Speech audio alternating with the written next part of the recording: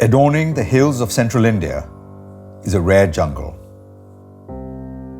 an oasis in an otherwise rocky and unforgiving landscape, desolate and vast. With fables as old as time, its denizens will narrate stories of sacrifice and longing. Ancient forts now reclaimed by the forest, from which grow trees that whisper of kings past. And a slithering river that has nurtured bandits and heroes alike. This is the story of Kuno, the pride of the Vindhyas.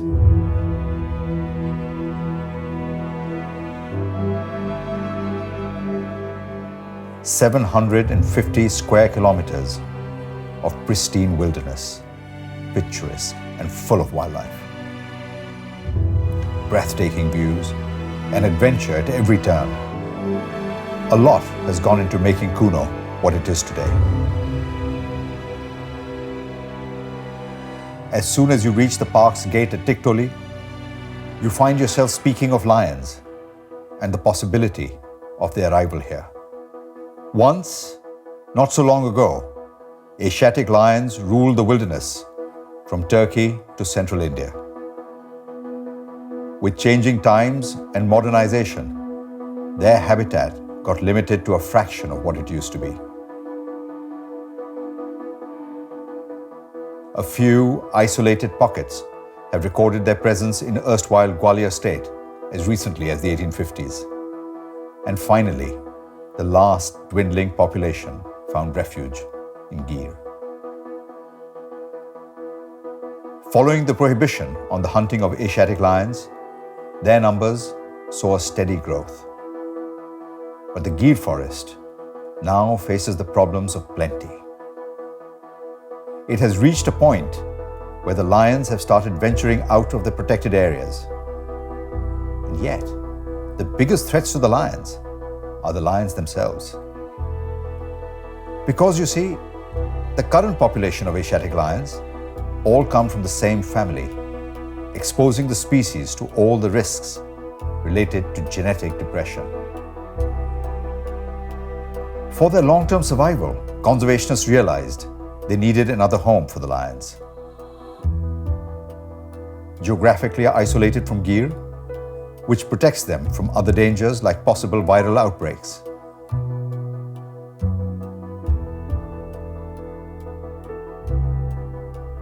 After a detailed study that began in 1991, the Wildlife Institute of India came up with 3 potential forests that met the requirements.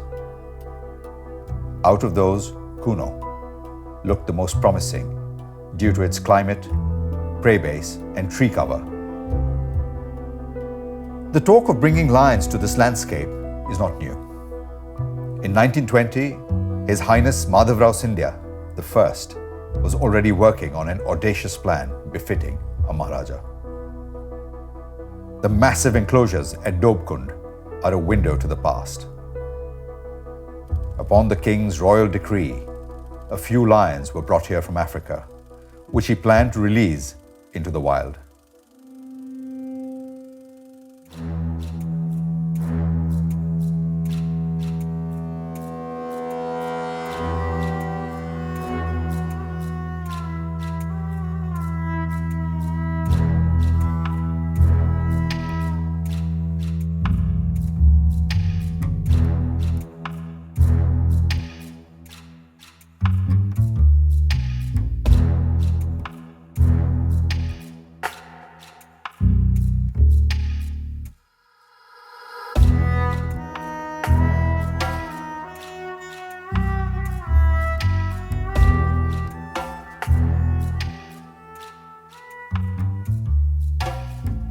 Though his dream of seeing lions once again prosper in this landscape didn't come to fruition as he had envisioned, his efforts were bold and trailblazing, to say the least.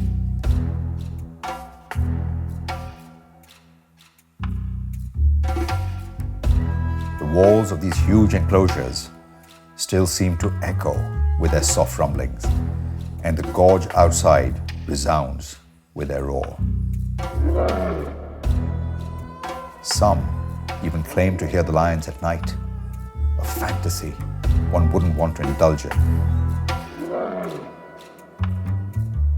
But when the Forest Department officially started working on it, the goal was to create an inviolate space for the translocated lions, for which the 24 villages located inside the park, sheltering more than 1,500 humble households, had to be shifted. Their routine activities would disturb the cats, and likewise, a pride of lions lurking in the backyard would be a threat to the people and the safety of their cattle. An ambitious plan was laid out to execute the Herculean task of relocation of the villages.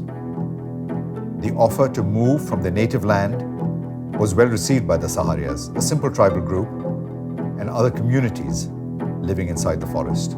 Although their land was fertile, living in these remote settlements inside a forest had numerous challenges. On the one hand, the river offered irrigation for farming. But on the other hand, the fractured landscape gave shelter to dacoits.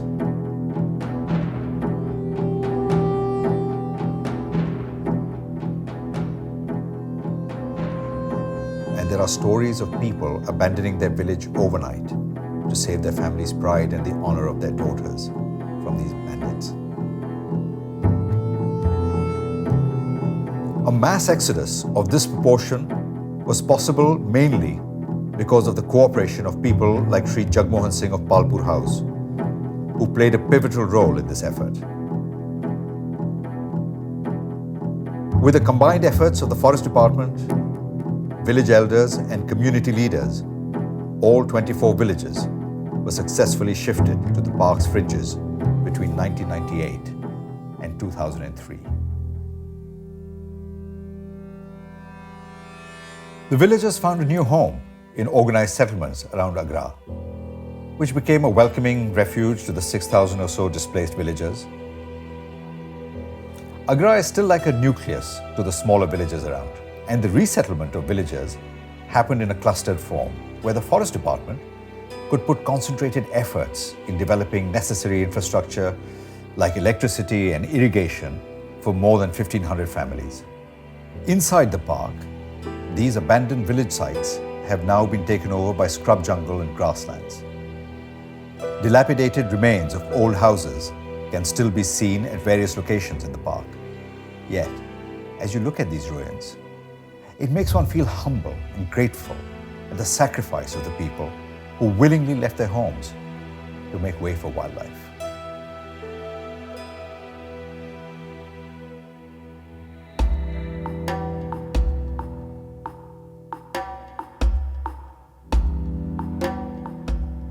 Also left behind are these magnificent fortresses. Keeping 500 years of secrets within its walls, Palpur Gadi, located on the banks of Kuno River, once served as sanctuary to Chandravanshi Raja Bal Bahadur Singh, who assumed the throne in the late 17th century.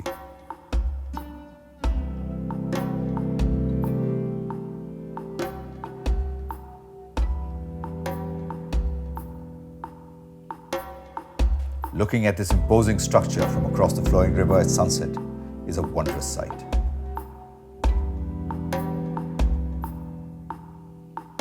Amet Fort, now almost completely engulfed in shrubs, was also a part of their kingdom. And so was Maitoni, which was the first fortress to fall when the family came here from Karauli. With its massive arches and rickety walls, Maitoni looks straight out of your favorite fantasy novel.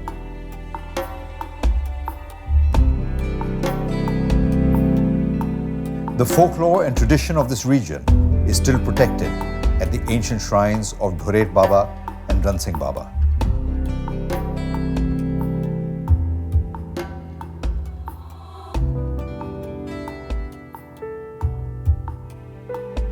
These old and frail eyes, as deep as the gorge where the temple sits, they have waited for the arrival of a new ruler for far too long now. Back in the day, when bandits would frequently loot these humble households, villagers came up with the Morcha system to keep an eye out on approaching dacoits. Morcha would essentially be a watchtower situated at major junctions between villages that overlook the settlements day and night.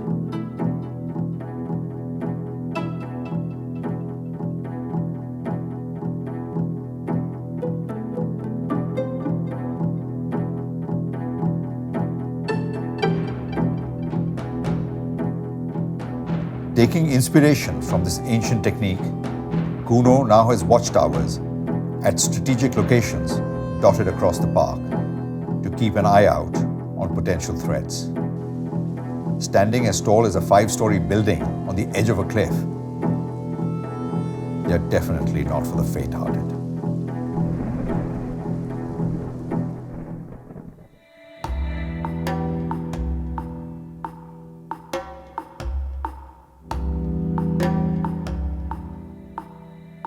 To create inviolate space for wild animals is just one aspect. In order to make them feel at home, they must be provided with food and water. Durendi is one such nursery where palatable grass is grown and nurtured, to be later made available to Kuno's herbivores. The river Kuno is the lifeline and the main source of water in the forest. Most other streams do not retain water in the summer. Upper reaches on both sides of the Kuno River suffer from water scarcity during the summer.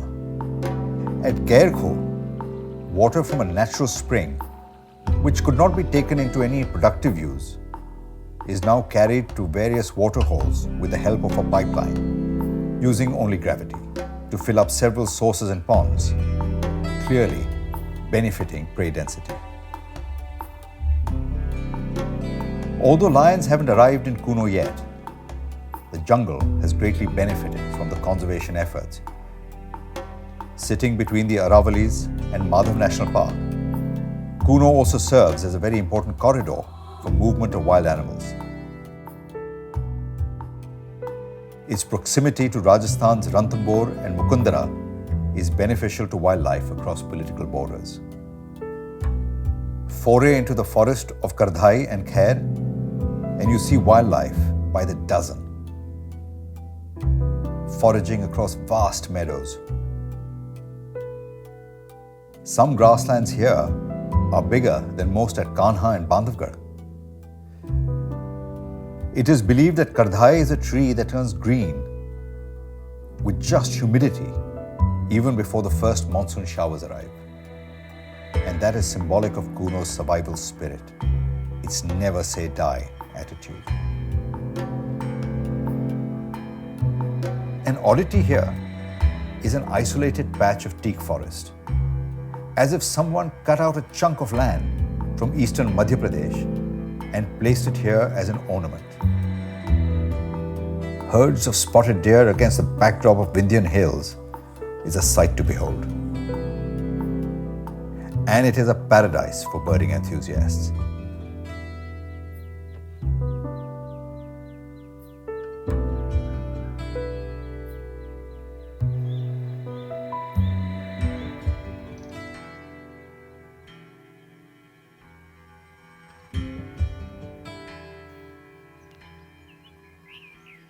I am yet to see drongos as friendly as those in Kuno.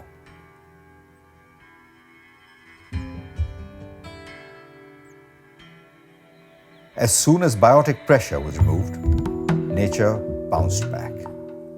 And from a herbivore density of 2.5 per square kilometers, it now stands at an astounding 65 per square kilometer.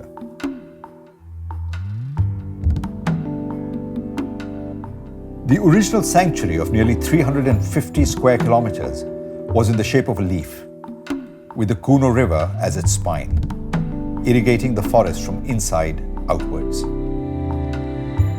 In 2018, another 400 square kilometers were added to it, and Kuno's status was upgraded to National Park, a prerequisite to host Asiatic lions. In fact, Kuno National Park has the potential to hold populations of the tiger, the leopard, the Asiatic lion, as well as the cheetah. All four of the big cats, which once coexisted in the same habitats before they were wiped out due to various reasons. Casting a shadow is the nature of sunlight. The brighter the sun shines, the deeper the shadows form. The days when man ruled this land have passed, but the fortress of Palpur is now basking in a different kind of glory. Reclaimed by the forest, it is a playground for langurs by the day. And as the sun sets, these ancient ramparts are consumed by shadows. And a dark creature with royal rosettes assumes the throne. But he is only a prince, a caretaker. The fort, the forest, and all its denizens still await the arrival of its rightful monarch.